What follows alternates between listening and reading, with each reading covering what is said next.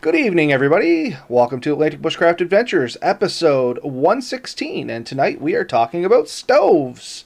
And not just any stoves, but all stoves, because stoves is a great topic. Would you not agree there, Ben? Well, it's a fun topic. It's definitely a great topic, yeah. Okay, fun, great, all the same. You know what I mean? It's a good topic to chat about, and I'm sure we're going to go down some rabbit holes on this, such as we do. And, but I think it'll be informative. I think it'll be informative, honestly. Yeah, I don't know. You can't really camp, I guess, without a stove. I mean, well, you can, but it's a lot better when you know you have somewhere to cook and, a more controlled cooking surface or heating surface. So, I mean, what we label as a stove is very, very, very much a varied item and encompasses quite a wide range. So it's one of those things that people really get into and build a plethora of options and have reasons for each one. So, no, and that's very true. And I mean, we've talked about stoves before in previous podcasts, but I mean, we've never really done an in-depth episode on it, and that's kind of what this is here too. And just while we're on the topic, I don't know if you had a chance, Ben. I never talked to you before this. Did you happen to see Jeremy's live Q&A the other night? no, I probably noted it. I just didn't have a chance to go in on it. I poked into it for a few minutes. He was talking about his new project there, and he did talk a little bit about some stoves. So if anybody is interested, Lone Wolf 902, Jeremy out there, he does a fair number of videos on stoves. Like, I mean, I can't think of anybody that probably has more stoves collected than that man there. Can you think of anybody that would have more than him? No. No, I can't. No, honestly, I was kind of hoping he'd pop on tonight because I was going to pick his brain a little bit, but I've been to Jeremy's house in the past, and he started pulling them out, and it was just ridiculous. So, well, he still may show up, and if he does, well, I hope he'll chime in a little bit. But I guess let's Red Bear Tactical here. How's it going tonight?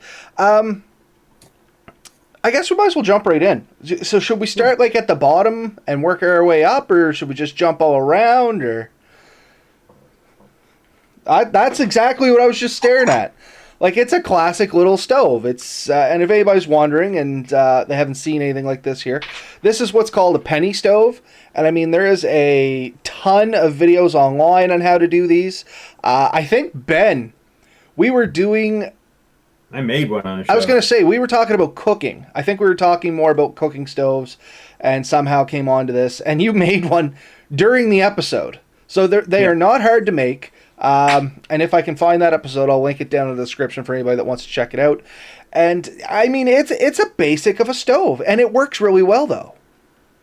The beauty of this particular stove, the absolute beauty, is if you can find two cans. I know that's a hard thing to do, but two pop cans. You can make one of these in seconds. And I can remember, and I don't know if my coworker still has it or still thinks about it, but we were at work one day, and if they were saying there was a power outage, she was kind of fretting, how am I going to cook my supper? And I'm like, whipped one of these out and said, all you need is some isopropyl alcohol on your way home, and you got a stove. And I gave it to her. I don't know what she did with it, if she ever used it, but it's that quick and simple to make. And all you need to do is cut the bottom inch or so off of two cans, force the two of them in, put some holes around the outer ring and some holes in the center.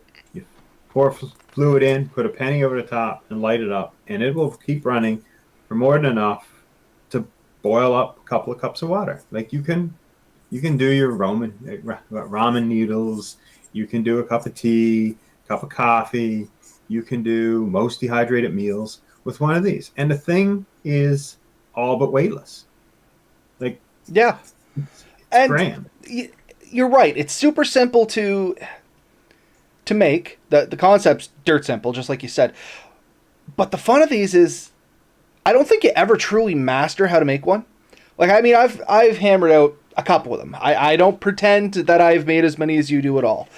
And I mean, I'm still learning as I go what works easy, what doesn't work so well. I mean, just down to the size of the holes, how far they're spaced apart, how much air is getting in. Like, there's actually a science to it. They'll all go together and they'll all burn. Don't get me wrong. It's just, you can tweak it to make it better and better and better and better. And it's kind of a lot of fun to see how efficient you can make one. Yeah, a lot of the ones I've made were made using literally thumbtacks. But if you want to get into drill bits and get fine drills and really play with it, and you can sort of open them up a little bit and stagger them different rates. If you want to build little guides and make the holes more even, I mean, this is all stuff you can do. And then if you build a little flame, make a heat shield for it, you can make them a bit more efficient. You do have to be careful. I find you can easily, and it's not a dangerous thing, is if you shield these too much, they kind of overheat and the fluid, and it'll actually bubble up faster, and the jets just get kind of too powerful and they blow themselves out.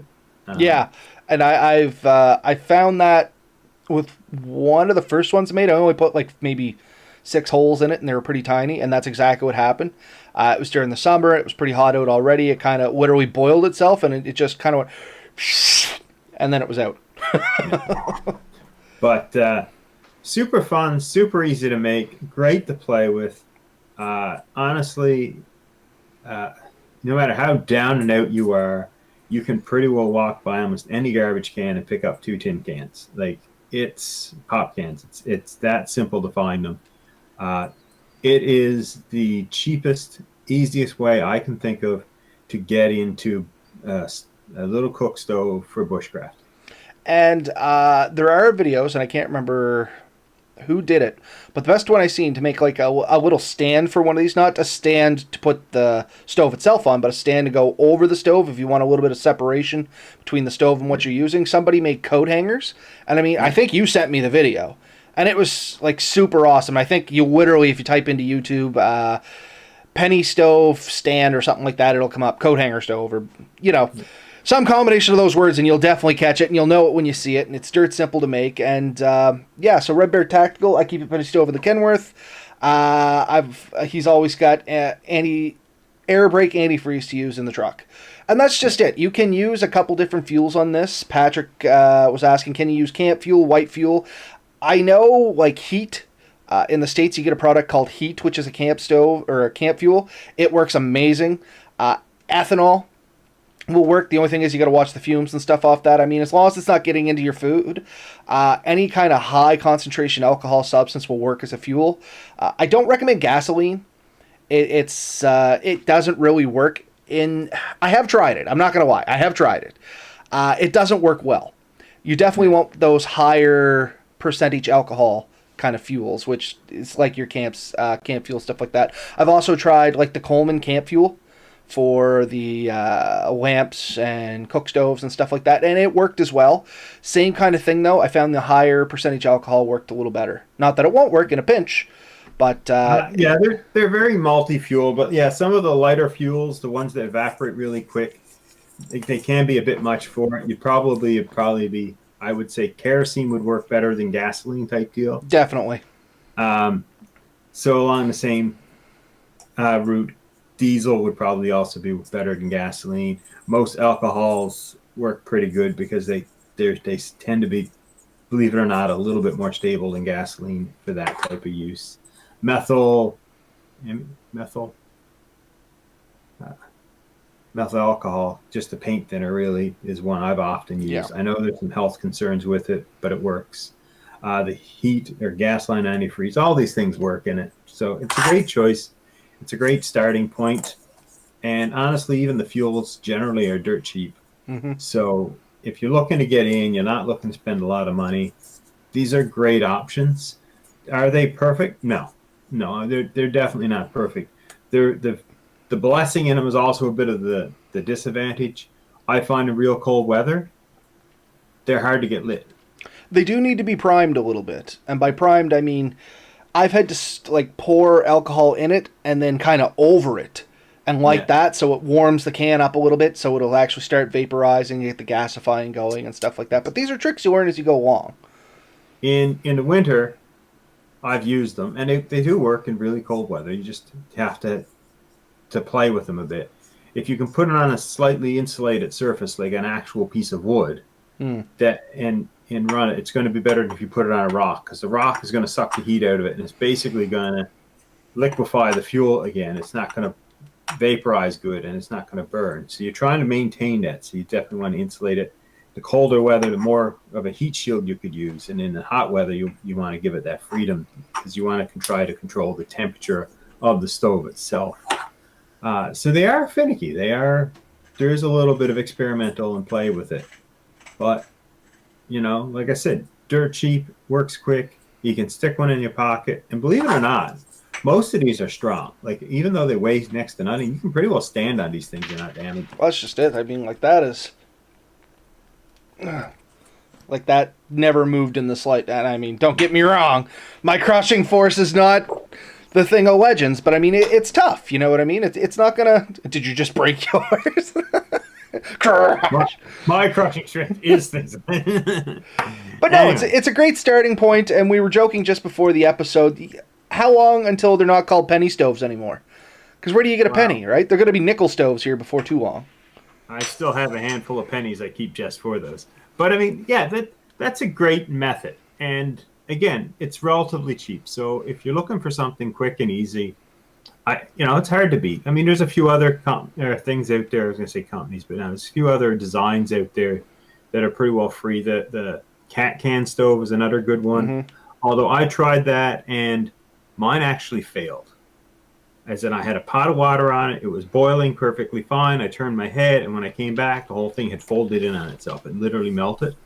I have never had that problem with a penny stove. So, and you know how the cat can stove works, right? I'm trying to bring it up here, and I apologize if this doesn't work the way it's supposed to, but here we go. Do I got the right one? Yeah, there we go.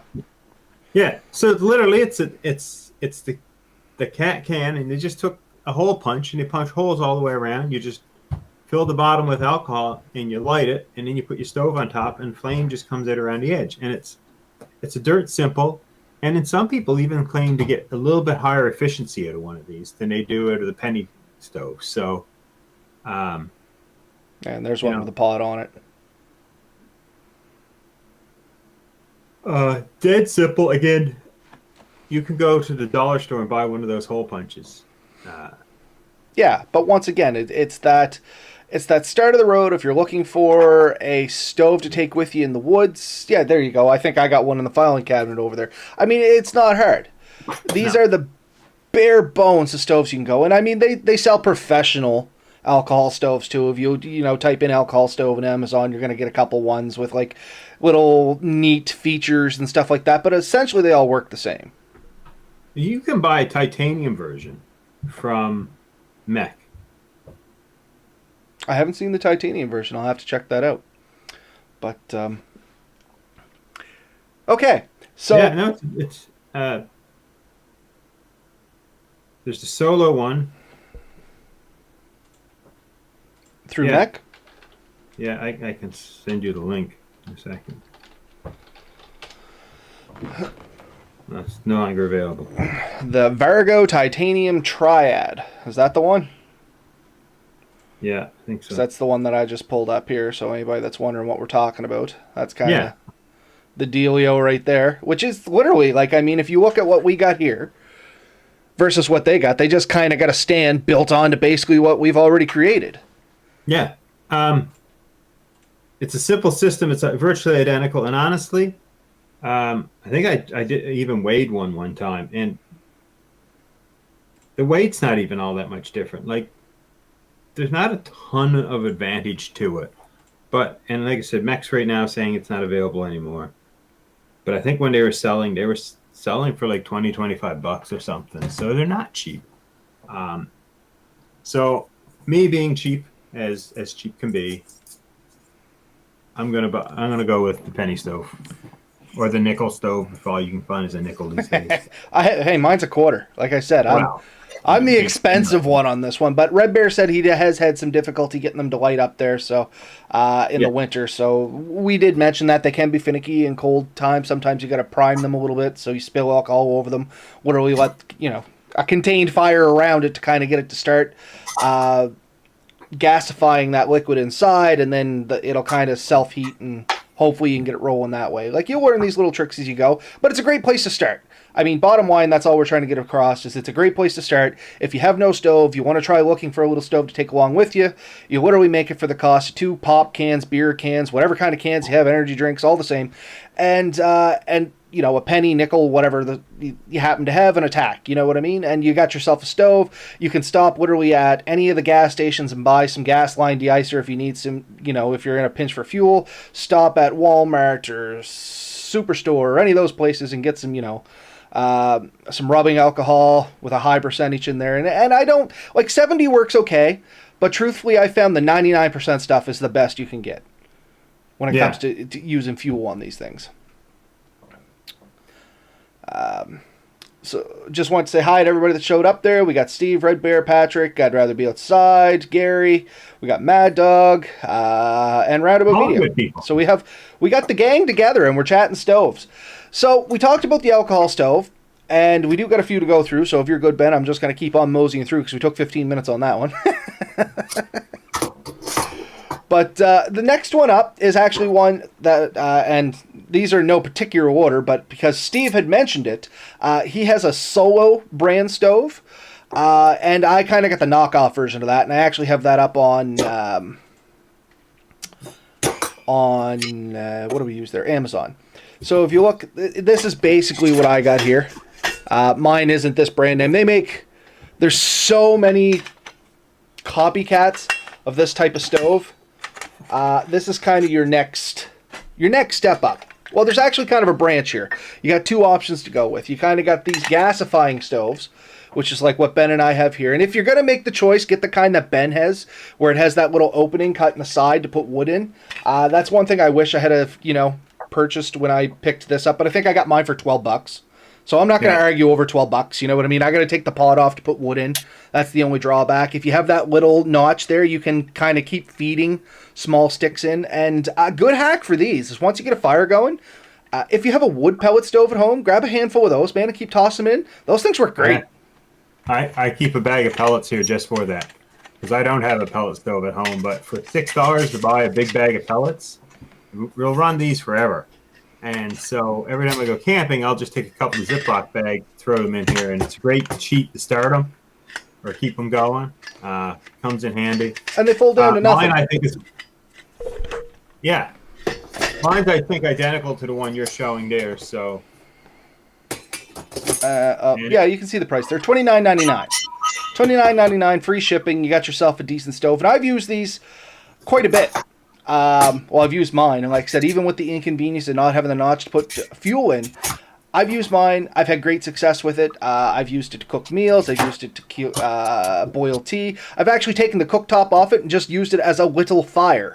Like, you know what I mean? If you just want a tiny contained fire, it even works for that purpose. Let me jump back to the... And like you said, they fold up to next to nothing. So, I like them. I do take mine out on a semi-regular basis, and I do love it because it does work with the smallest pieces of wood you can find, small pine cones and stuff. It'll burn it all. And that's the thing. They are classified as twig stoves, so don't expect to go cut big chunks of hardwood and put in these things. I've tried, like making little Swedish torches and putting in, and that does work. Yeah. But it's got to be pretty dry wood. You know, like there's not a lot of forgiveness with these things when it comes to that. So you are better off using twigs and stuff like that. I go up to about the size of my thumb, and that's about the size I go to. I tend to process my stuff down pretty far when I have that. Like if I have anything bigger, I end up splitting it down to small parts to basically twig and sawdust size, really. But, they're really good. And I've made versions of this. There's a version you can make with, I think, a paint can. I've also made them out of like a tomato soup can. I was going to say, I've seen the one in the tomato soup can and then like a chili can or something. Yeah. Yeah. It's basically pretty simple. You cut a ring of holes around the bottom of your big can and a ring of holes around the top of your small can. And then you just push the small can down through the top of the big can, which is, I guess, in reality, what would normally be the bottom. And all you do is you cut your hole and then cut little fins so it slides down and kind of locks in place. There's the design right there. And when those things work properly, you get a pretty good like flame that's very reminiscent of what you would expect to get from. Oh, he soldered his together. Oh yeah, a little fancier than what I would do. But yeah, the concept's the same. If you don't want to spend the money on this, as you know, we're big believers in if you can make it and it works for you, all the power to you. But I mean, my first few I had were exactly what we kind of described here. Is uh, handmade ones, and I chose a bunch of different size cans. I played around with it, and once I was happy, I liked the concept. That's when I actually bought this one, right?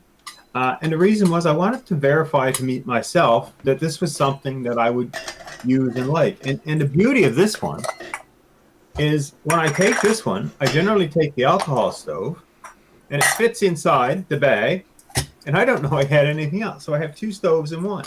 And I do much the same. Mine, the only benefit to yours is the way the prongs are situated on yours. You get a little bit more forgiveness, so I got to fold mine out, which kind of makes it a little inconvenient.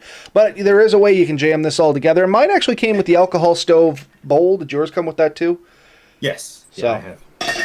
And the idea behind the bowl, if anybody's wondering, is it's literally just a bowl to set your alcohol stove in, so you can use the whole stove base as an alcohol stove support. In fact, I think you can just pour alcohol on it and burn it. I think so. It's just not as efficient, of course.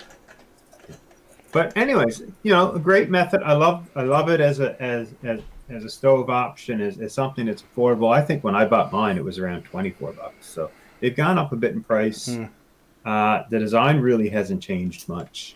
I think it's just inflation, honestly, because I bought mine probably 10 years ago now, maybe longer. But then, yeah, probably me too. The nice thing is, they are good stoves, and when you're going in and you don't know what situation you're going to end up in, and yes, okay, there's times of year where you're not supposed to have fires. These are kind of contained fires. I know some people are going to give you a hassle, but I still think it's better than an open fire. And I agree with you. And we're not telling anybody to go out there and break the law. I mean, use your own judgment, stuff like that. I do have a butane stove for backup, and if it's really dry and windy out, I'll use the butane stove. So just kind of use your own common sense. Don't go, oh, Ben and Rob said it's fine to have a fire in one of these stoves, because you know what? It's going to be up to the person that investigates you. Somebody might be like, okay, it's a contained fire. Somebody else may slap you with a fine. So use your judgment there, and don't say we said it was fine. A great method that I've used, and I kind of suggest it, is like an aluminum pie plate to stick some of these things on. Yeah, and that does kind of contain it. Sometimes they want to hit you with a spark arrestor, but there's a gray area there if your pot's on top. I mean, yeah. Use your best judgment is all I can say. With all these things, like with the alcohol stove, you are going to waste some, so having something to kind of catch it on, and then when you light the fuel, it all burn off anyways. Just something like that comes in handy for a multitude of reasons anyways. If the aluminum just happens to be too weak and you're worried about it, buy a tin one. At the dollar store, what are you out? $1, $2? And it's not all that much weight. And you can use it as a frying pan when you need to. You can use it to put your stoves on top of. There's a dozen things you can use it for. So, and you can just have light a fire in one if you had to, right? For sure. We've talked about the bowl fire method. That's a pretty good method, but unfortunately a bowl takes up a fair bit of room. But you can wear it like a Ninja Turtle shell. We have also mentioned this. You set some trends in style. I'm just trying to open my window to a little air in here. It's hot.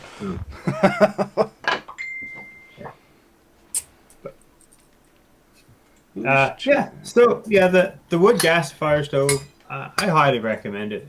It's a tried and tested method that works fine, and to me, it brings a little bit of enjoyment. It just has that uniqueness to it to me that when you get out and you play with it, it's more satisfying to me than just a gas stove, which is probably the next thing we're going to talk about. Actually, I have one more twig stove, if you're good with that.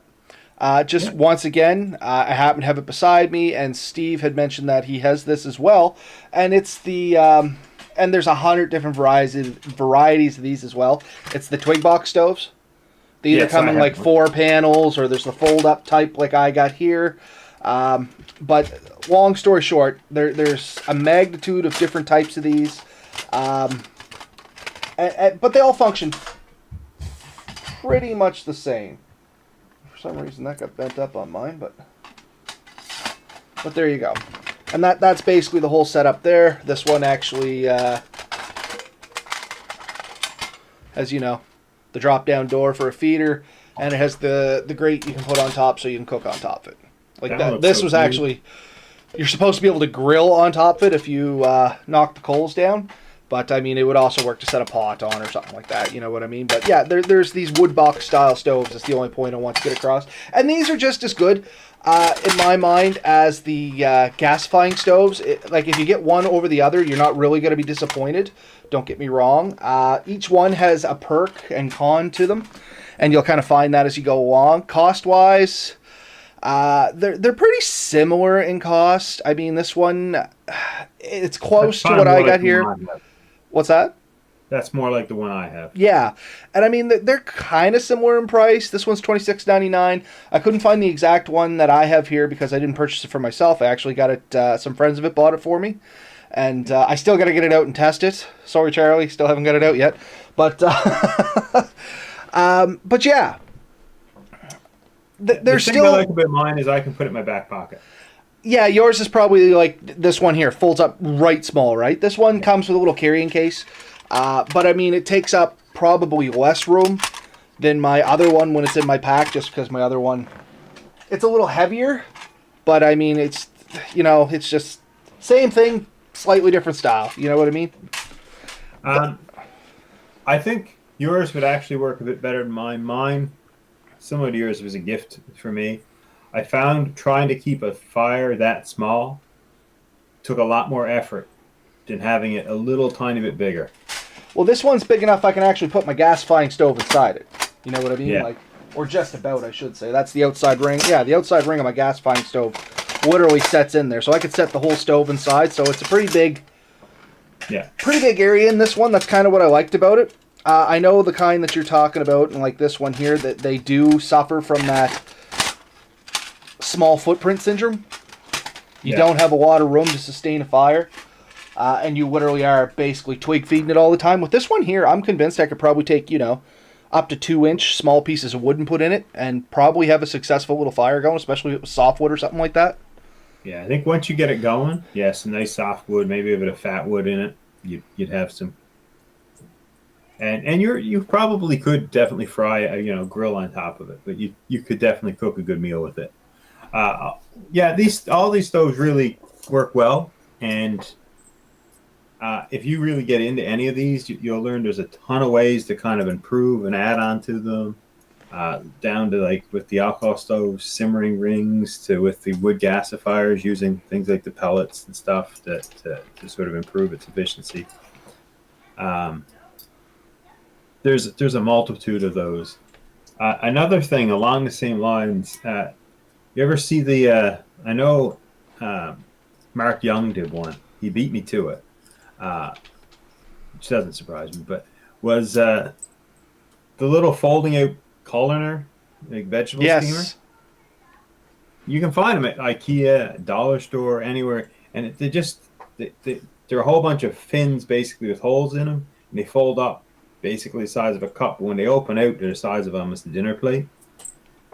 You can do something similar with those. Just fill them with twigs, light them up, and cook over the top of those. You just need some kind of stand to hold your pot. And I think it was Red Bear mentioned the old hobo stove out of the utensil carrier. I think it was Red Bear. Yes. Yeah, IKEA utensil. Yeah. That's another good option too. It works on the same principle as one of these little twig stoves.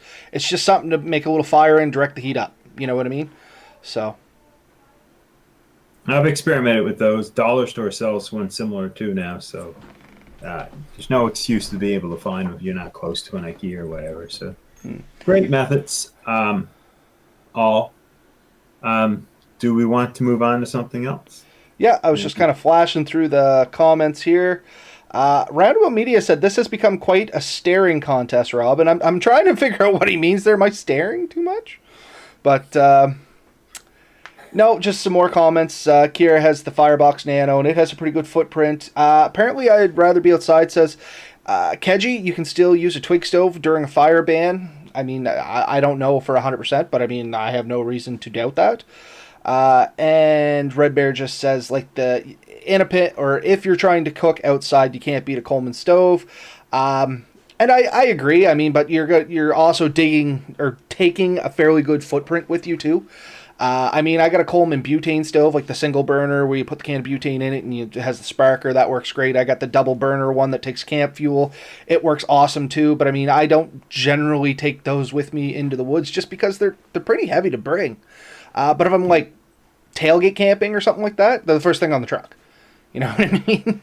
I've taken the Coleman propane one with the little cylinders in the canoe in the past, and depending on the type of trip, and if I'm not doing a lot of portaging, that's a possibility for me. If I'm going to do portaging, I'm going to a lighter stove, guaranteed. The old ones with the fuel canister, I think they use the white gas or whatever. Those are just a solid old standby. And I camped with somebody last year, Valerie. She had the old fashioned single burner version of that. That was pretty cool. But she had a lot of issues with it because it was old and things got loose and she didn't know what needed to be tightened. That's the only thing with mine is about every 2 years, I pull Yeah. mine completely apart and clean all the little rust flakes and stuff out of it because they do gum up. I mean, if you got yourself a little sandblaster, like a nice, delicate, fine sandblaster, or better yet, a dry ice blaster, if you got, the money for that, that cleans them up real nice without being too aggressive about it. Or the other thing you can do that I've seen is you put all the parts into literally a can with some very fine sand, like playground sand, and stick the whole thing on the end of a drill and just zip tie it on slowly and let it tumble for a few hours. That cleans it up pretty nice too. I mean, these are the tricks of the trade right there. Yeah. But anyway, I digress. So yeah, from there, let's move on there, Ben, because we still have a few more stoves. We're about a half hour in. I assume you want to move on to basically what we were talking about, like a little butane stove kind of deal, or Yeah, we can talk about a few gas stoves. I mean, I use a few of them, and I do enjoy them. I enjoy them for the quick simplicity. Um, you And know, I don't have mine dug out. It's in my bag, which is in my truck, and I didn't want to dig it out. But I do have a picture of mine from Amazon, and it is dirt cheap. yeah. So do you actually have yours in your hand? No, I don't. Okay. I think I have the BSI or whatever, which is a really tiny nano style one. It goes on. Yeah, mine's very similar. You've seen mine, I think. Um, let's see. So mine's like this. What are we just screws Yeah. onto the top of the butane can? Yeah, I have one. It doesn't look identical to that, but mine's titanium, small, light. I don't think Um, mine's titanium. I think mine's steel, but same kind of deal. It literally is tiny. Comes in a little orange container, like it's literally identical to this one, and it has a little self igniter on it. It's got the little fold out arms. Just screws onto the top of a can of butane. Lasts for a long time on a can of butane, I might add as well. I bought one of the smaller cans. And then when Canadian Tire had like the big cans on sale, grabbed one of those, going, oh, now I have lots. I still have yet to use up one of the little cans, and I've used it probably 20, 30 times. So they're nice. incredibly efficient on gas. And I mean, they make a really strong fire really quickly. So I mean, to boil 2 cups of water, I have a video. I think it's might be unlisted because I didn't like the way it turned out. But I did a boil test with some of these stoves once upon a time, and I think it was like 2 minutes. 2 minutes got 2 cups of water to boil on this thing. So I mean, that's as long as you're technically using it in my case, because I'd boil it up for a cup of tea or a pack of noodles. You know what I mean? That's generally where this stove comes out for me. I'm not cooking like a steak with this. Although you could, don't get me wrong. That's just generally not what I do with it. So I sent you the one I use. It's at BRS, I think. Very small. It costs $25, right? 23.50 something, right? It's folded up. You can put it in your shirt pocket. It doesn't take up any space. It's small. It's light. It's efficient. The cans I have used, I got about a dozen cans used up now since I first got mine. I have a bigger version of it that I got from the Canadian Tire. It's a big disc, like that big around. I like the jets on this one. They're like mine is just one big jet that kind of Yeah. blasts up from the bottom.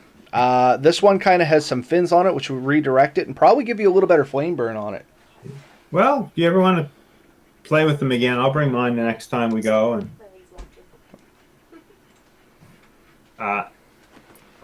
I've used mine winter camping. I got to say, like the nice thing with these, and these haven't the same sort of issue in the winter. If the canister gets cold, they're a bit harder to run. So we took ours out last year a couple times with the kids, and we were going to just boil up some water and have some hot chocolate with the girls, sort of a fun time for them. And I spent about half my time holding onto the tank trying to keep it running. I think somebody just shot something outside my house. I don't know if you heard that or not, Ben, but that was clearly gunshots.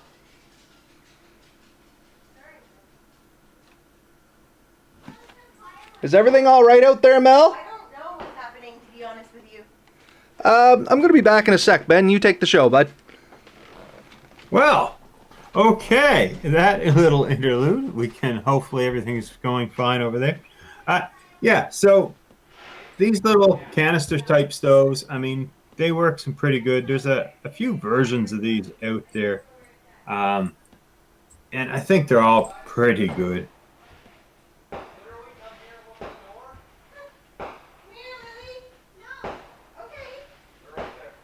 I was just quickly trying to look All up. right, well.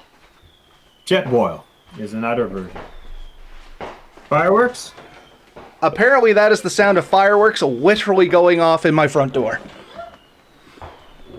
Who's firing off fireworks in your front door? My neighbors. They just happen to be angling ever so slightly, and they're literally right above my pergola. You've never been to my place, so you haven't seen it. But next time you're down this way, I'll show you exactly where. Well, I just got my motorcycle out today, so. Nice. Anyway, back on topic. Sorry about that, everybody. I was just going to mention another type of like canisters type stove that a lot of people like to use, and it's the jet boil. Something I haven't really had the chance to use, and I'll freely admit the reason. They're expensive. They are. I've heard a lot of good things about them, though. But much like you said, I've just never really... I've never dumped the money onto them because they are expensive. You know what I mean? Just looking on Amazon here, they're like $100+. You know what I mean? And everything we've looked at up till this point is sitting at less sub than 30. Yeah, generally less than 30. I've looked at quite a few of these. I mean, they have a fin design.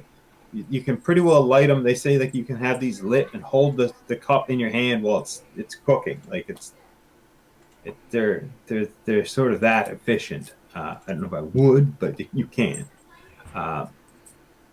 So it's a great system, and it kind of locks in together. It's pretty solid.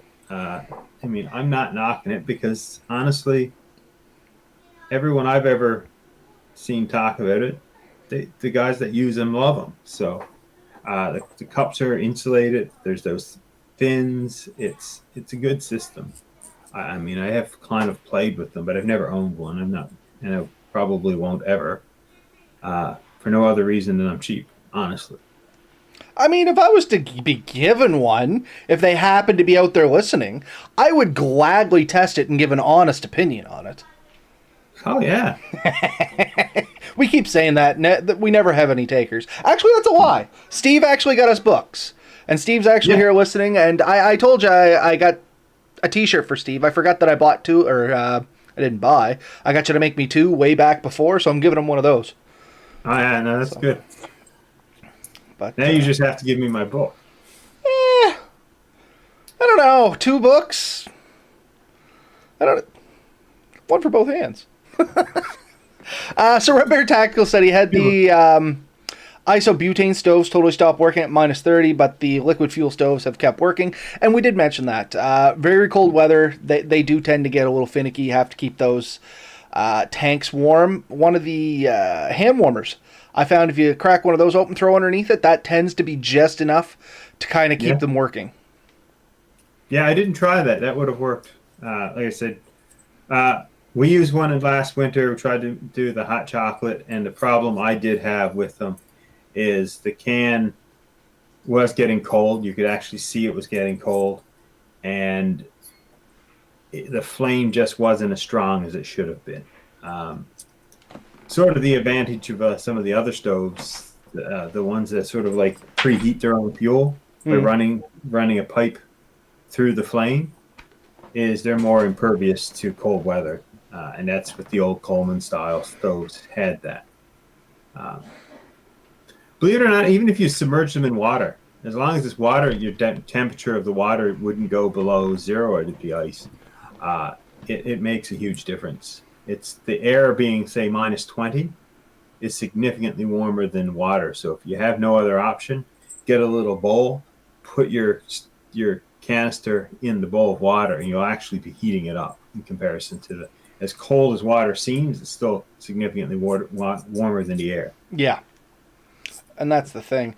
And just something I know, somebody said in the comments here, which is a good point. If anybody's thinking about one of those jet boils, one of the downsides to them is you have to use their pot. Like I said, I have no experience with them, but that's something to keep in mind.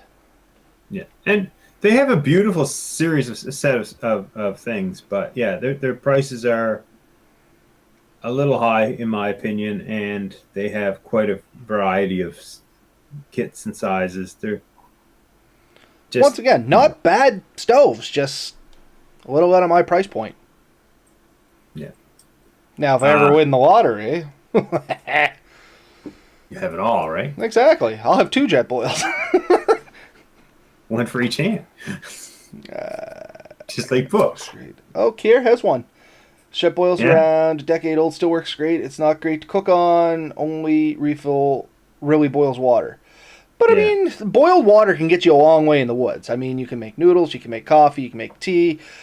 You can put like pouches of food in there. You can do rehydrated foods with hot water. Like, I mean, hot water in the woods, you can do a lot of stuff with it when you really put your mind to it. Yeah, but can it do bacon? No, you cannot do bacon. But Ready Curse bacon need to eat cold. How about turkey? Can you cook a turkey with one? Maybe parts of a turkey. Small deep fryer. I'd just be really hesitant to use it that way. Anyway, we digressed again, such as we do. Was there any other? No, those are ones I really wanted to hit. There is this style, and I don't like the price of this particular one, but I see this style. I'm trying to send this to you. This just because you see them all the time. I see them at Canadian Tire. I see them at Princess Auto. I've seen them at Costco, and it's the one where the regular butane cylinder, the long, thin one for like filling your lighters, can go into. Yeah, and this is the one I was saying that, funny enough, I have one of these. Remember how I said if I was tailgating, it would be like the first one in there. I actually take my Coleman, but I have one of these as well. And they work fine for literally that, like tailgating or when the power goes out and stuff like that. But to drag into the woods, like mine comes in a big black case. It's not overly heavy, I'll give it that, but it's still just bulky. I've never owned one. I've seen a ton of times people have asked me what I think about them, and my general answer has always been kind of what you just said. Yeah, mine comes exactly like that in that big black case. Sorry, didn't mean to cut you off. But it's just, to me, it's always been, they show it right on the tailgate. Yeah. It's a bit bulky for what I want. If I was car camping, though, something like that, maybe. Oh, man. Like, I was talking about that property that I may be working on. When I make the little camp down there, that's where this is ending up.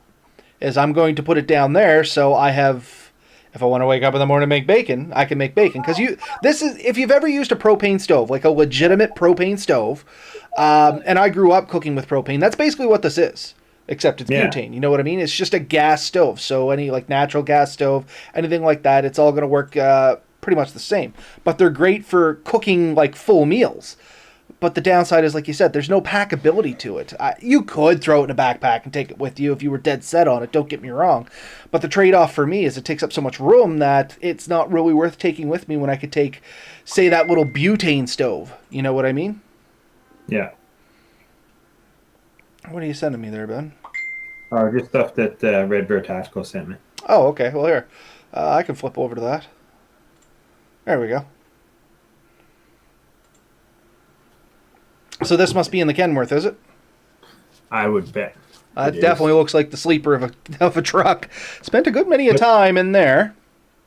The other one is more of an antique style one. I think I've seen those before. Yeah. That's the old, liquid gas or the camp fuel stoves. Yeah.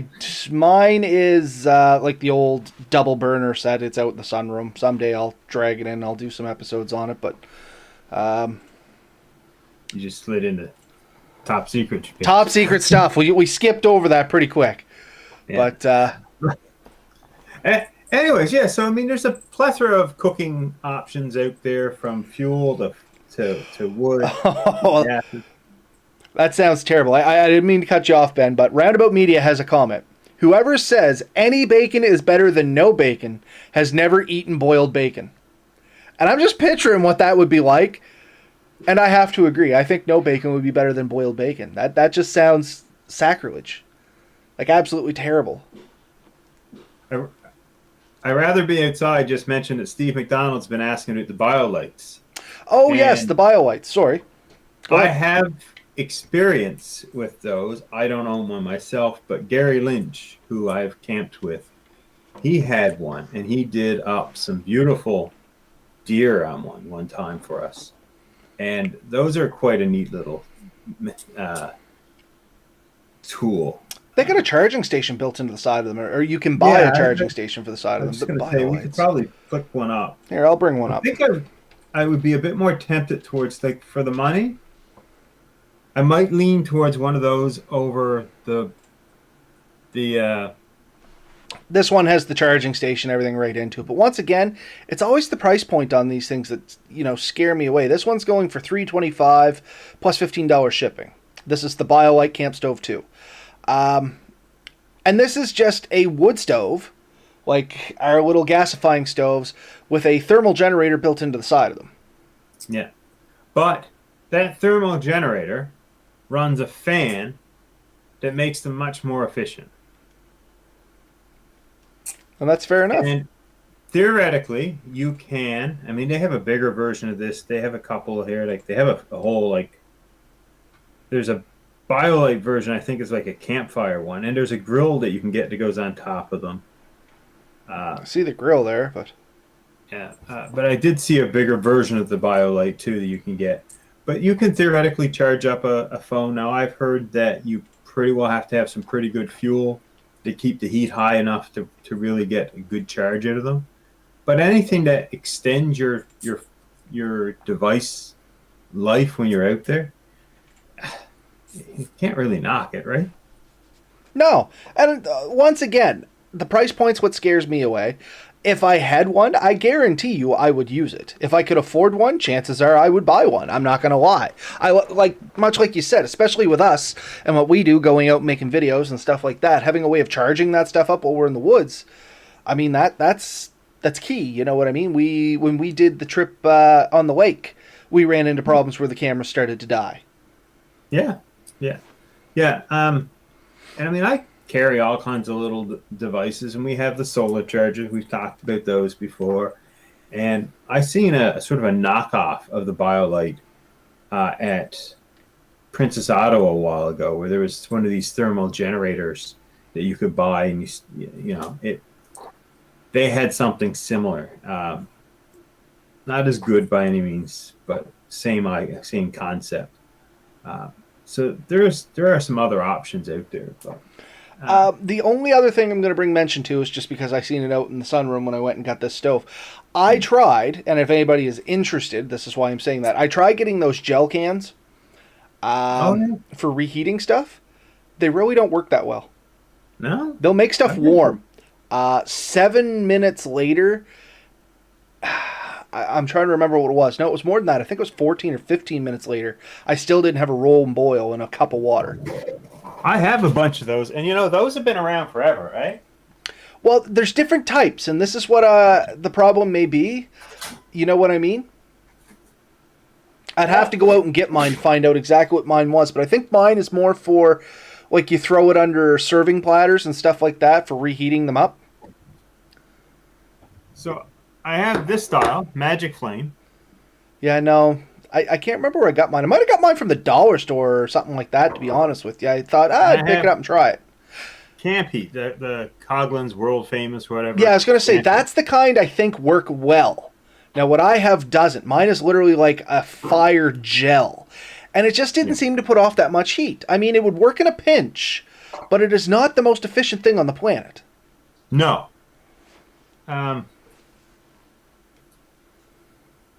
If you can get yours open. Well, It's been a while. Yeah, I've had these forever. These I think have wicks in them, and this one's just the gel. Yeah, so the one I have is just the gel, and just the gel. The heat was too spread out. Like, it never really... It's not much of a concentrated flame. It's a floating flame, if you will, and it just didn't really seem to make anything that hot. Yeah. I've had some luck with these.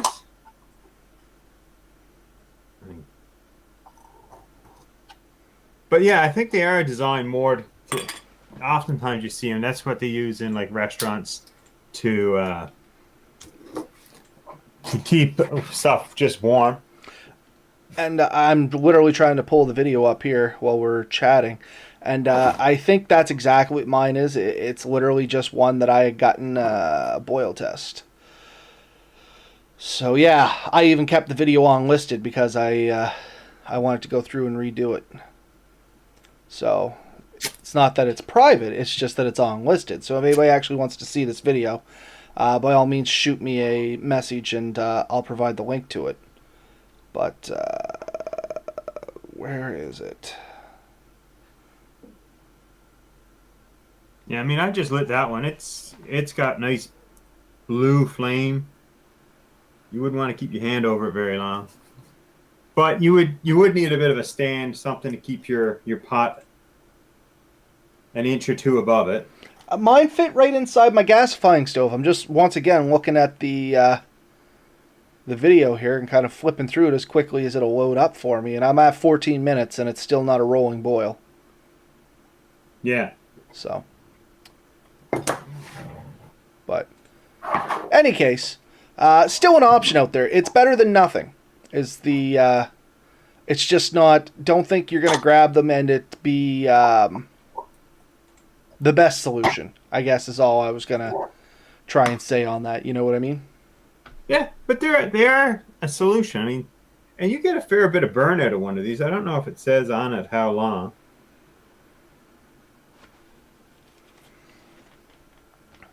Three hours. So one can's supposed to last you about 3 hours for this here style.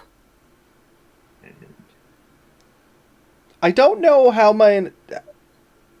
I kind of want to do some research and see what kind of fumes those things put off. Because I often wondered if you threw that in like a little stove, a little wood stove, and just let it run, if it would produce enough heat just to break the chill in the winter. You know what I mean? Yeah. It would vent out the stovepipe is my idea, and hopefully heat them. Anyway, that's a story for another time. Speaking of camp stoves, do we want to move on to that? Because we are creeping up on the hour mark here. I know I have one. I know you have one. So do you want to chat about those? Sure.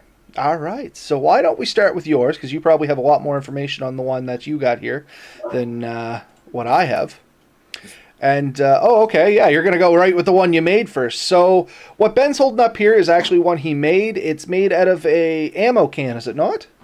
This is the ammo cam one. So I stole this concept, the original concept of it from Jeremy. I did copy one of Jeremy's designs to a degree. I designed my own door, which I can sort of show here. But I have a draft that can be turned. I mean, there's a little bit of corrosion on this thing. Opens up a hole so that you can have it different of size. I'm trying to show this without destroying my chair. This rotates. The door can be opened a crack. I got a couple of cuts into it. Just allows it to go. Opens up. I have inside of it the chimney. I think I have like 10 foot of chimney inside of here. I have the 4 feet, everything goes together. It's basically an ammo can turned upside down so that the double thick top, which is the thicker part of it, is on the bottom side, kind of protects the ground. Mm-hmm. And I just welded exhaust pipe onto the top from Canadian Tire. I did put a baffle in it to slow the heat from getting up there to the chimney. So there's a cheap, quick, easy option.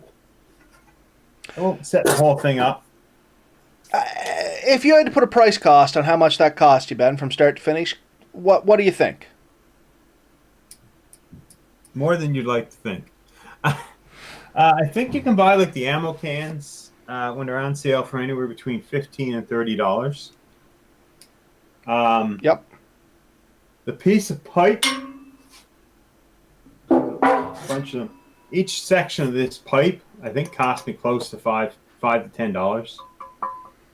So I only needed a small piece to start that off. Everything else on it is pretty well scrap metal.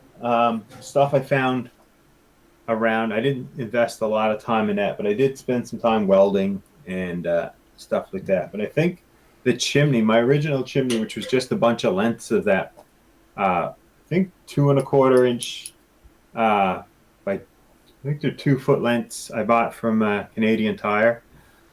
I ended up buying like 6 of them. So I was out like $60 there alone just for the chimney. And then eventually I got thin steel that I could roll, and I just happened to get that for a very good price, one of my favorite prices, and I can't really get into that, but that was a deal. And all told, like all that stuff, yeah, I'm probably into it for just shy of $100. And I've used it half a dozen times. Yeah, I think you have a video, or at least pictures, somewhere of that working. It's the video that doesn't seem to end correctly. Like it just sort of stops. But it was a trip me and a buddy of mine, Martin, we went to, I'll tell people if they want to know. I went to 9 Mile River Trails and went way back in the woods. I went past all the hiking trails and into the woods and found a little spot and set up back there. And we did an overnight and then came out the next morning and stayed up and used that to heat it. I've camped with that with my daughter a couple of times.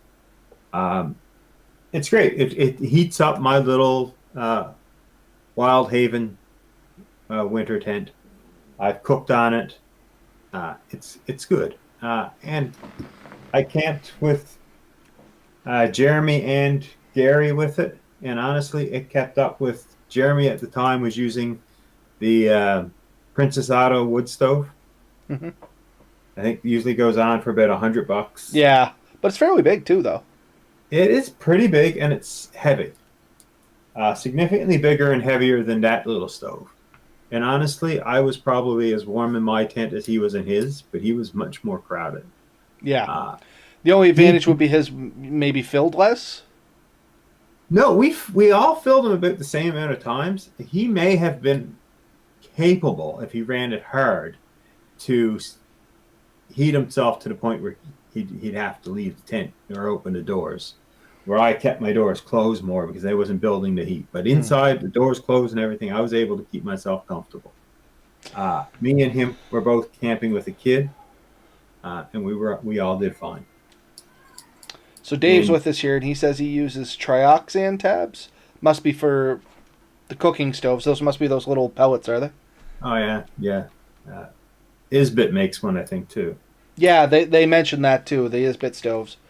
Yeah. He said he used them on the trail, and he used trioxane tabs. But anyway, I just wanted to bring light to that because I wasn't 100% sure what a trioxane tab was, but I assume it's, like I said, those little biocubes. But, yeah, long story short, you can make a tent stove, and that's what we're kind of talking about now. If anybody's wondering where, what path we jump down, we're kind of into larger stoves. That's kind of a tent stove that Ben made, and honestly, it's still pretty cost effective considering what some of the tent stoves cost. Like even if you got the one from Princess Auto, you're talking $100, and you're really not into it for any more than that. We also have, I guess, our top secret one.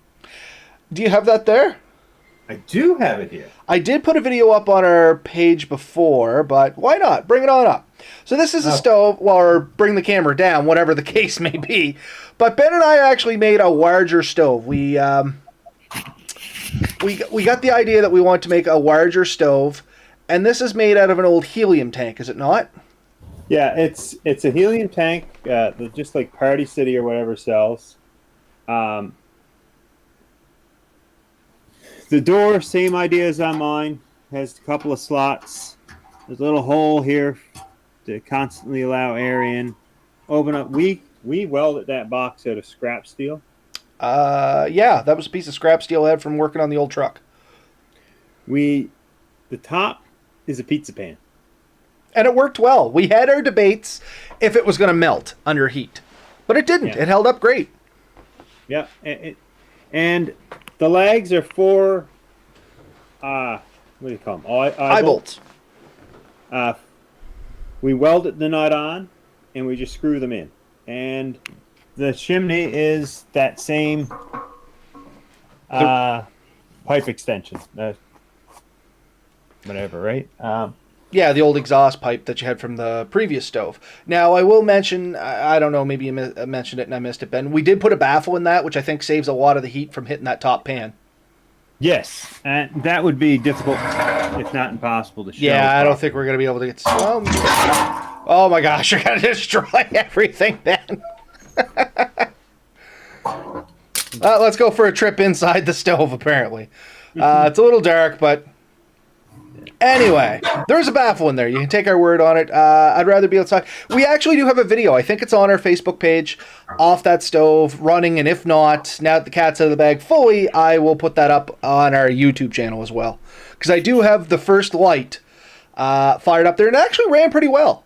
The first burn-in wasn't bad. It did. And our plan was, and we just... I'd love to just solely blame it on COVID and everything else, but our plan was, and we've all been a little more stressed with that stuff than we'd like to be, was we were actually going to make a larger teepee style tent and heat it with that. That was our plan, me and your plan, I believe. Yep. And we just haven't gotten around to it. Maybe next year. I know, like, I'd rather be outside, and a few other people, maybe Old Bastard Outdoors, maybe Gary. There's a few people we know that might be more than willing to join us with that, and we might be able to make a TP tent big enough for 3 to 5 people and do a little trip. Well, we've also talked about and doing one out of plastic. Pallet wrap, yes. Yeah, and I won't say any more than that because that's still an ongoing plan as well. And I mean, that might be a good place to try that too. We'll just make a great big one out of that because I got pallet wrap, bud. I got connections on that stuff. And yeah, it was just it's a thought. It's something we've wanted to try. So it's an idea. Now, these are, to me, you need access to a welder to do it good. I mean, can you do it without a welder? Just use self-tapping bolts and a few other things. Yeah, for sure. But you're better off with some kind of welder. Getting a chimney hooked up and stuff like that. When I talked to Jeremy at the time, he didn't have access to a welder, but he just went down and cut a deal, I think, with a local company, maybe a garage or something, and they welded it on for him. It might have cost them $20-30. I don't know. But me and you are both fortunate enough to have access to small welders. And so we can play with this sort of thing. So the options are out there. I definitely think it's worth playing with anyone who's into it. especially if you get some scrap steel and access to a welder like we did. That was our whole thing. We had all the scrap steel and we had welders. So, yeah. I mean, we both have wire welders, and I mean, they're nothing magical. They're just, I think yours is from Canadian Tire, same as mine. Yeah. I do have a stick welder, but I mean, it would be too much for this. It would burn that through. So, I mean, just one of those, I think they're called TIG welders? MIG welders. One of those little MIG welders is all you really need. And I mean, we got along great with it. We had no problems. Oh, man. And I mean, we were kind of teaching ourselves to weld at the same time.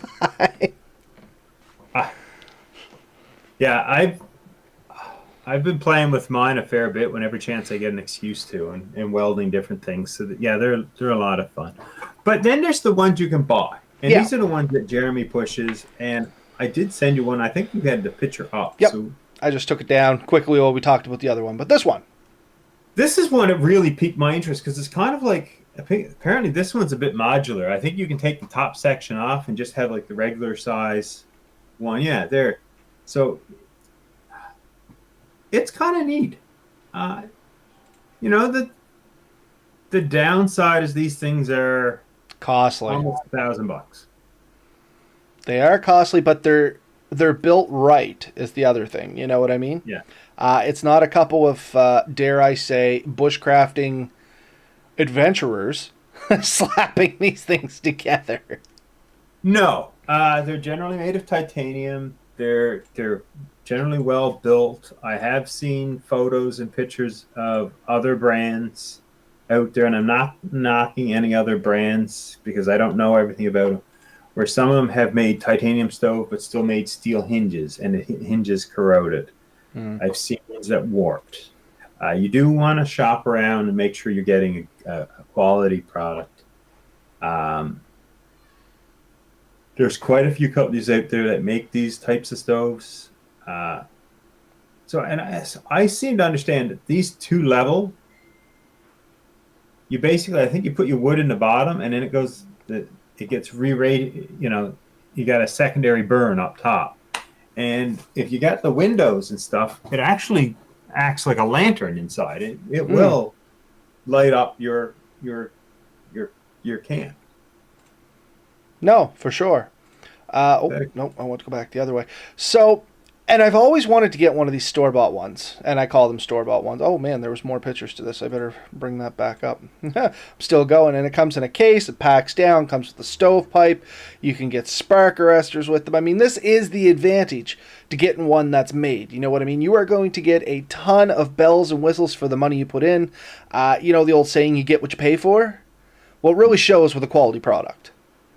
And I've used these style. I've been fortunate enough to have a good buddy who has one. I'm guessing it's this fellow right here. Pretty sure it is. And the deal we've generally done is I've brought the tent and he's brought the stove, and it has. Well, it's not this guy here actually. No? Oh well, he's modeling one of their tarps. Yeah. So. Well, it's I think it's his tarp actually. Is it? Yeah, Wolf Den tarp. There you go. Yeah. They're selling it for him. Anyway, that's Jeremy 902. We talked about him at the start there. Yeah, but I've gone a few times with another buddy. He's brought one of those. I've seen Jeremy's and used them. It's great to get out. Rather be outside type deal. And use one of these.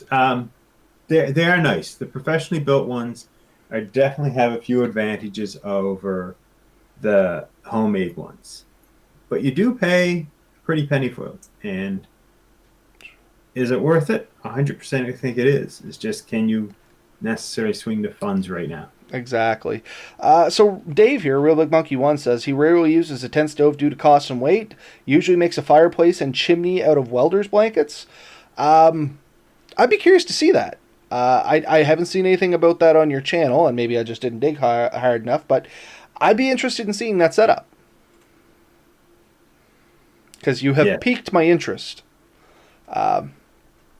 Now, buy once, cry once. And that's the thing with some of these higher priced stoves. But that, once again, with a quality stove, you literally do buy it once. You know what I mean? Like Ben and I, we can make a half a dozen stoves and probably put all the money into it that we would have put into buying one good stove. But we like to tinker too. That's the other side of this. You know what I mean? The thing for me is I have to justify, to me, the price. And then once I've done that, now I have to go to the wife and justify spending household money, because we share everything, that, could be going to other things that the whole family would enjoy more. So justifying a $500 to $1,000 purchase is a little bit more tricky when there's so many other things I'd really love to spend my money on. Exactly. And that I think that's kind of realistic to most people, honestly. And no shame to that. I mean, that's life, right? Several videos on my channel from years ago. Okay, I'll have to check it out, Dave. So the last stove I want to bring mention to is one I've actually been eyeballing. And this is that entry-level store-bought kind of dealio. You're not getting titanium. I know there's going to be drawbacks to it, but for the price point, I'm interested in this. And it's just one off Amazon. It's $189. You see them go on sale every now and then for around $149, or you get a coupon or something like that for $40 off, right? So it's like $150-ish when it goes on sale. And I'm curious to pick one of these up. Cost-wise, and I'll open this up to full browser so everybody can see it a little better. Cost-wise, it's not that bad. $189 if you catch it with the $149, which is what I'm waiting for. It's a pretty big chunk of real estate, but it's not huge. You know what I mean? It would be no bigger than the one that we just made. And it has a lot of the niceties to it. Now, the downsides that I've noticed is it's all just stainless steel, which is fine, but there's upkeep to stainless steel versus titanium. You know what I mean? You're going to have to watch for rust. You're going to have to clean it and stuff like that, which is all fine. All things that you just know going in. It's 19 inches wide. It's 8.6 inches deep, high, and 11 inches deep. So, I mean, the firebox itself seems like it's big enough you could put a pretty good stick in it. We're talking like wrist size, maybe 2 or 3 if they're nice and dry. It does have the top hatch, so if you needed to, you could get into it from the top, which I often wonder if it seals well. So I mean, but it comes with chimneys, it comes with everything you need. It's a full kit for sub $200, and I have been eyeballing this one for a while and just waiting for it to go on sale again. And how much does it weigh again? Weight, I think, is right around the 3 pound mark. Let me check here. It's probably down here.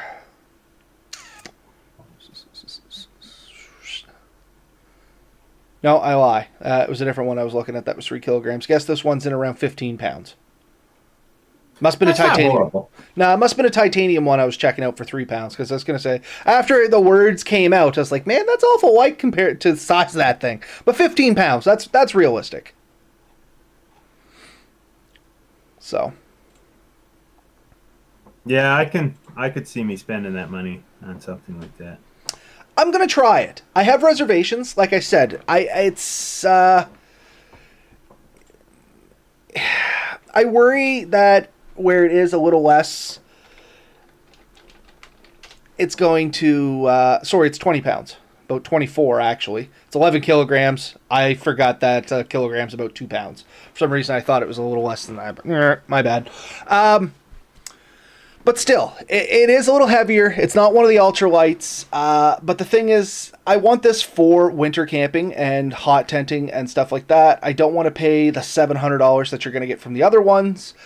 And on where it's a winter camping, chances are I'm going to rig up some sort of sledding system or something like that if I'm going deep in the woods. You know what I mean? Because I'm looking to try and maybe score a canvas style type tent. Something that's a little heavier duty. So... Well, I do have that sled that I have. I know, and I sent my in-laws over to pick one up after you had mentioned it, and they were gone. So I missed my opportunity. I guess I will have to wait for the next one to come through. It's like those Black Diamond down blankets. Ever since you told me they were on sale there, I've gotten Jeff and Kathy to keep an eye for them because they go to Costco fairly constantly before COVID shut everything down, and they've never seen them again. No? Nope. Have never seen them at Costco again. I've seen them there quite a few times. Next time I see one, I will definitely let you know. Shoot me a message. That same thing with the sled. The next time I see one there, I'll let you know and I'll pick it up. I had the opportunity to pick you up one, and I thought they were getting one, so it didn't happen. So what's this you just sent me, Ben? A camp kitchen. Who did? You just sent me a camp kitchen? Camping, hunting, picnic. Did you want to chat about this a little bit? Well, look it up. So this is a stove. It's a wood stove. It's got a water tank on it. Yeah. Jeremy actually put me onto this. He bought one. I think he was not impressed with it, honestly, but it does. It has a water jacket top part. You can fill it with water, boil it. He figured he could hook some kind of chimney onto it and just stick it out the wood stove, out the chimney, and use it to sort of heat a tent and stuff. But it's surprisingly cheap. Yeah, it's only $86.95. Yeah. We never actually, I don't know if he ever had any real luck with it. I don't think he was as impressed with it as he hoped. he kind of sort of bashed it as soon as he got it. Really, I haven't seen a lot of reviews on it, but No.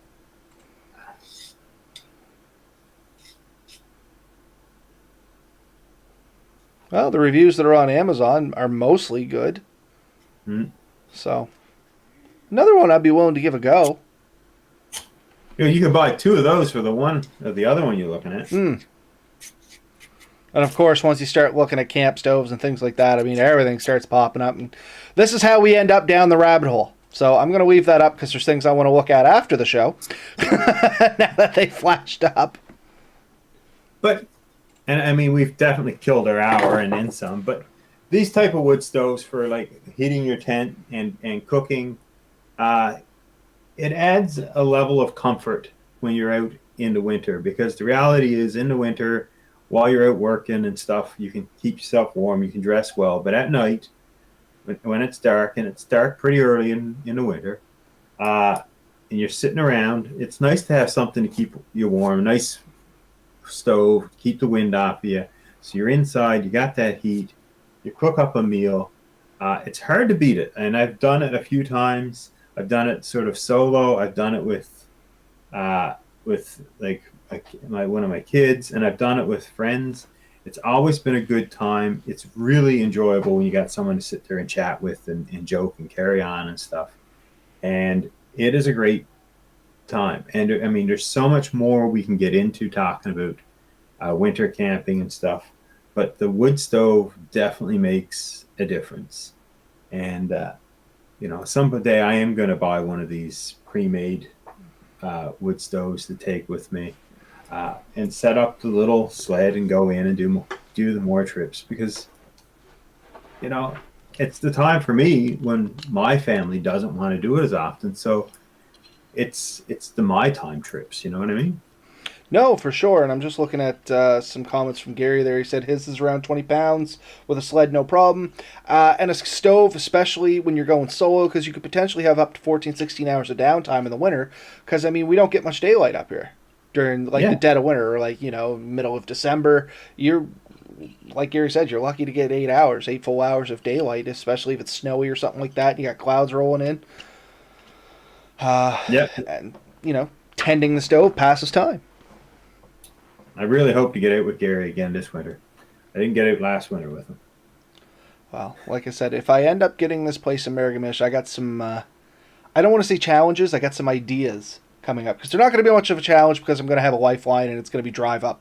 But I'm going to try some stuff. I want to see some stuff that works. We've preached a lot of stuff. I'm going to try a few things, test some gear, and, but with safety in mind. Like, I want to try some of those, I want to try emergency blankets. To see how well one will actually keep you warm. Like, I'm not going to try and sleep the night with it, don't get me wrong, but I will, just make a small fire, curl up with one, and see how long I can last. You know what I mean? And I'll be relatively knowing I'm not going to push myself to the point of frostbite or anything like that. But when I get good and cold, I'll tap out and stuff like that. And that's kind of what this property is hopefully going to open up to me. It's going to give me a testing area, which I could do here in my backyard. Don't get me wrong, but this is just a little bit more isolated. Gives me a little bit more freedom of area, so I'm not muddying up our yard either with some of the stuff I want to do. Like, I can't really go out to the front yard, make a fire pit, and have a fire because we have a road that literally, or more specifically, there's a school only 3 buildings up from us. And I'm sure they would not appreciate stuff like that. But anyway, that's kind of tipping my hat to some secrets that's ongoing.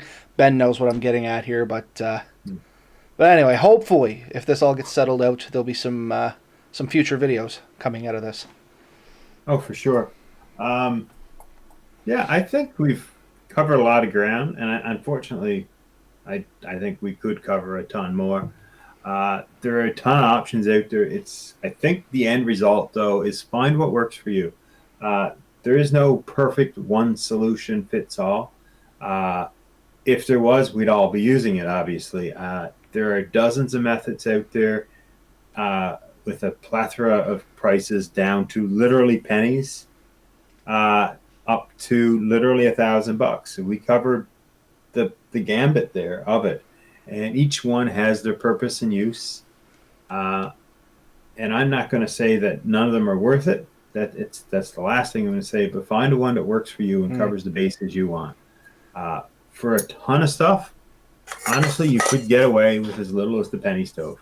When you're getting into dead of winter and really minus temperatures, something a bit bigger. Though Jeremy did a really good video one time, and this is something looking. He heated one of those tent stoves or those the tents with a lantern, a kerosene lantern. Oh yeah.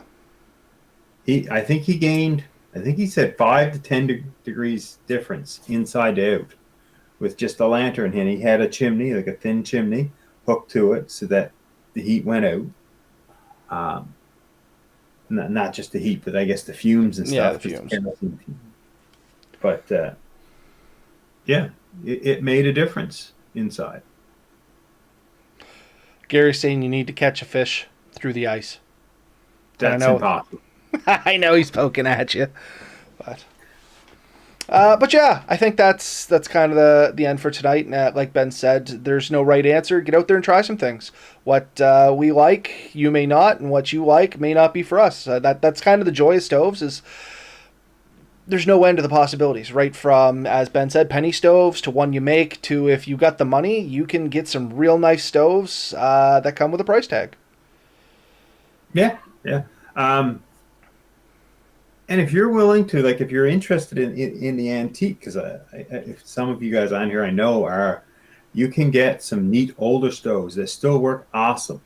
Sometimes you may have to put $1 or $2 into it, but there's something to be said even for those style. Like what's the word I'm looking for? You know it. The Nostalgia. Rustic nostalgia. Okay, I was gonna say rustic. Nostalgia of like stove that like your grandparents may have used. Sometimes sitting down and out there. I mean, I know guys who had their whole kit set up based off like 1920s technology. Like it's all stuff that they would have been using years ago or even older, right?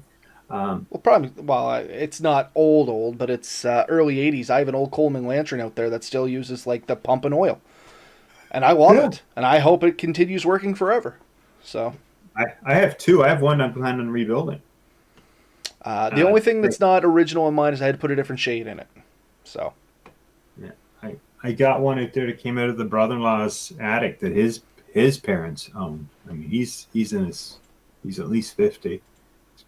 Parents were older, I think, when they had him. So that I don't know what year this lantern is, but it's not yesterday. That's for sure. Say at least the 60s.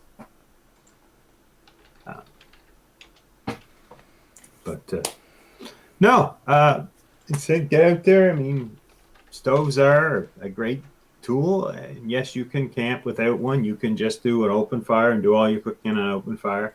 But most people do, I think, take some version of a stove for a backup, a setup. Even if you are planning on doing open fire cooking, having a stove.